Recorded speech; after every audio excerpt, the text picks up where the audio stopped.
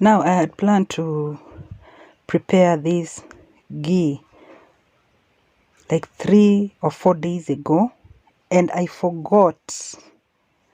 I did take them out from the fridge, the cream itself. I did take them out from the fridge, and I forgot about it, and it has been on the countertop for almost 4 days. But I won't throw it away, because back in the village my grandma doesn't have a fridge, and she doesn't store her cream inside a fridge or a cold place. No, not a cold place. Actually, she just stores the cream in a cold room. Not cold room as such, as in a room where we don't cook, so there's no high temperatures. And mine, the way I left it there, it had frozen, so I was waiting for it to soften and thaw. And in that process I forgot I'm a mother. Things are so many that we are doing as mothers. Okay, now this is what I'm going to do with this cream. We are going to wash it. Yes, it's called the washing process because that's what we do back in the village. We wash the cream to remove the milk part of it and the residue part of it until the water comes out clean. So now what I'm doing right here is, that is the first water. Look at how it looks yellowish greenish because of the fermentation that has taken place throughout the 3 days. Okay, I kind of switch from the spatula to the whisk like that until the cream becomes soft and separates, the fat separates from the milk. Yes, that's what I'm doing. So I'm whisking it to make it softer, and also to, I don't know why I'm doing the mixing. Probably it's what I used to see my grandma do with a traditional whisk. I don't know if you know the traditional whisk. We call it pruet in Kalenjin, and it's also called keberi in Kikuyu. So at this point, I'm going to do like I'm kneading a dough. That's what I'm going to do with the spatula. At this point of this process, I'm not going to use the whisk anymore. So it will be the spatula, and draining the water. When the water becomes milky, I drain it. Then continue with the spatula as I'm doing the folding method, like I'm kneading a dough, and until the water comes out clean. By the way, what you see right here is butter. Yes, milk butter.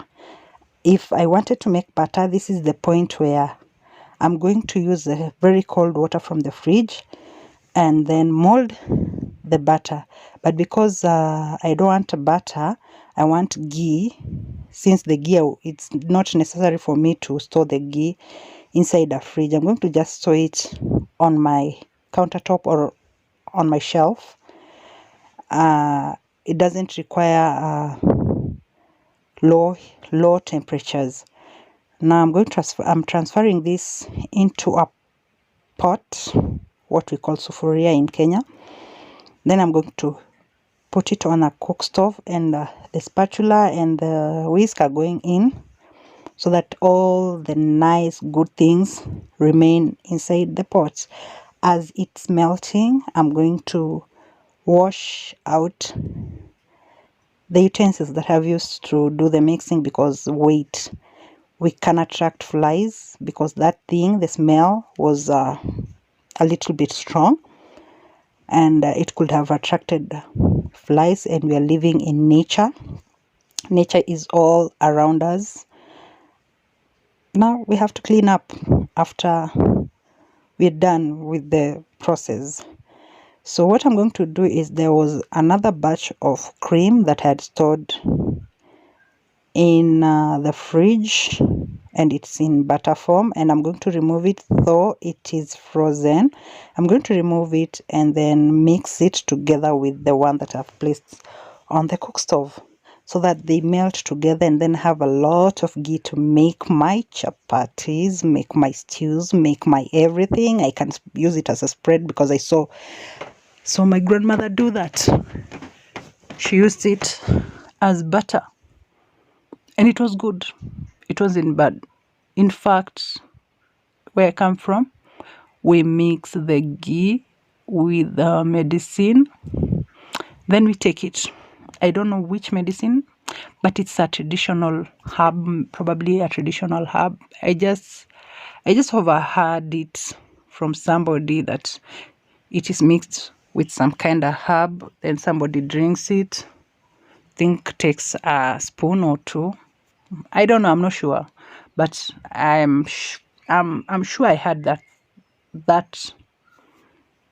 thing. That yes.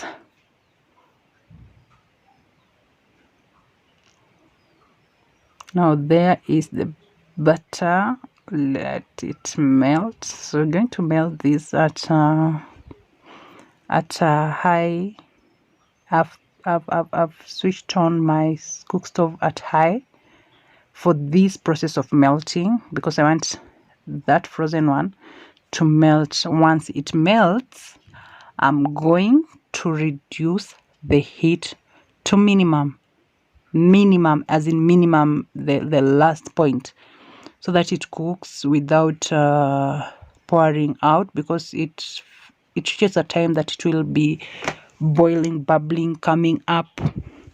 I don't know if you understand what I'm saying, but I guess you know what I'm saying. Like, look at this.